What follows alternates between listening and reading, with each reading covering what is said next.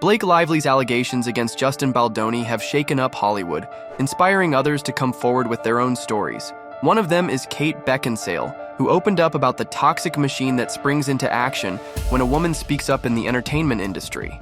Beckinsale shared examples of abuse she's endured throughout her career, admitting she has 47 million similar stories. Let that sink in. One incident involved a co-star who was drunk on set every day, causing delays. And when she raised her concerns, she was called offensive names. The studio's response was to give me a bike so that I could ride around the studio lot while I was waiting. And then, of course, I was called a cunt and a bitch. And at one point during a take, I was called, you stupid bitch. Then there were unsafe fight scenes. Yes, fight scenes, during which she was harmed. Sometimes there's a certain kind of actor who gets a kind of a thrill out of sort of legally being able to harm a woman during a fight sequence. On top of that, she was gaslit into believing it was all her fault. Actually, what happened was I was gaslit and made to feel like I was the problem, blamed and ostracized, left out of cast dinners, not spoken to, as soon as I mentioned that there was a problem. Can you imagine being blamed for your own injuries? If that doesn't make your stomach turn, Kate also opened up about the extreme measures she was pushed into for roles, measures that ended up taking a serious toll on her health. I was put on such a strict diet and exercise program on one movie that I lost my periods altogether. That's happened twice. And it doesn't stop there. Beckinsale revealed she was forced by her own publicist to do a photo shoot the day after suffering a miscarriage. And I said, I can't, I'm bleeding. I don't want to go and change my clothes in front of people that I don't know and do a photo shoot. I'm bleeding out a miscarriage. And she was like, you have to or you'll be sued. Honestly, it's so heartbreaking and cruel. No one should ever be put in that position. But it gets even worse. At just 18, she was allegedly assaulted by someone she trusted on set, only to be dismissed by two actresses when she sought support. One of them, known for championing women, flat out denied it happened. The other said, "No, you haven't been." And what's really depressing is I see a lot of men going around saying, oh, it was very different a while ago. You know, the climate's so different and it's so much better. It f***ing isn't. But Beckinsale isn't the only one speaking up. Abigail Breslin, the 28-year-old Stillwater actress, added her voice in solidarity with Lively, sharing her perspective on toxic masculinity in Hollywood. In a Tumblr post, Breslin reflected on how the world often scapegoats women, especially when they speak out.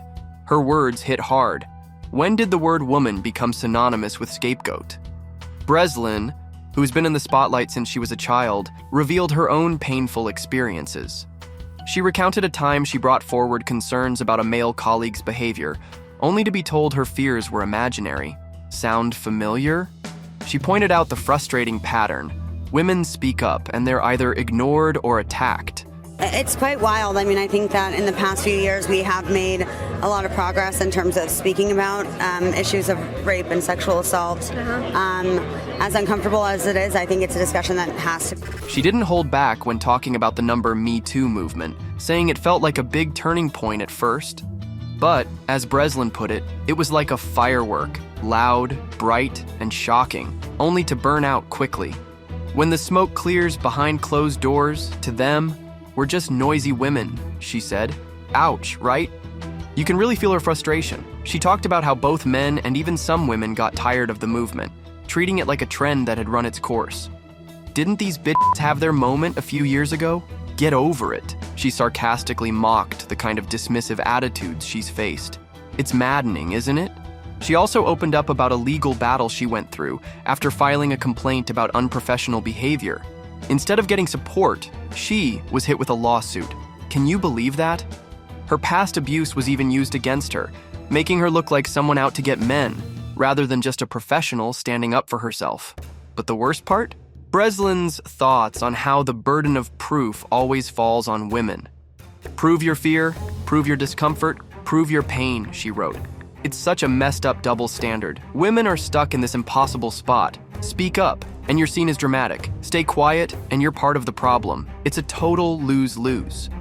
Breslin also pointed out how quickly people rush to defend accused men, while women get doubted, no matter how much proof they have. When she talked about Lively and Baldoni, she made a powerful point. We're stuck in a vicious cycle of crucifying women for speaking out, while men are innocent until proven guilty. It's a tough reality to face. Kate Beckinsale and Abigail Breslin's stories show that the fight for women's rights in Hollywood is far from over. The toxic culture is still alive, and speaking out often leads to silence or backlash. This issue is widespread across the industry, as seen even at high-profile events like the 2023 Biennale. That year, the festival was packed with big-name premieres, but not all of them were welcomed with open arms. Roman Polanski's The Palace, Luc Besson's Dogman, and Woody Allen's Coup de Chance were three films that stirred up quite the debate. The controversy arose because all three directors had been accused of assault, which added a significant layer of drama to the event. Critics were torn. Should these films even be at Venice? Some journalists even refused to review them. At the premiere of Allen's film, protesters clashed with security, shouting "No rape culture" before being led away. It was a chaotic scene, adding to the already heated atmosphere. The cases surrounding these directors are different, but the similarities made them a hot topic in Venice. Polanski fled the US in 1978 after being charged with a 13-year-old girl and has since faced multiple accusations. Film director Roman Polanski has been a fugitive from U.S. justice since admitting to the statutory rape of a 13-year-old girl in 1977. Besson has also been accused of sexual assault, though in some instances, charges were dropped or never pressed. So I'm not very disappointed by that. Allen was alleged to have abused his adopted daughter Dylan Farrow in 1992, a claim that was investigated but didn't lead to criminal charges. I was sexually assaulted. As a 7-year-old, I would have said he touched my private parts. Okay. Which I did say. All right.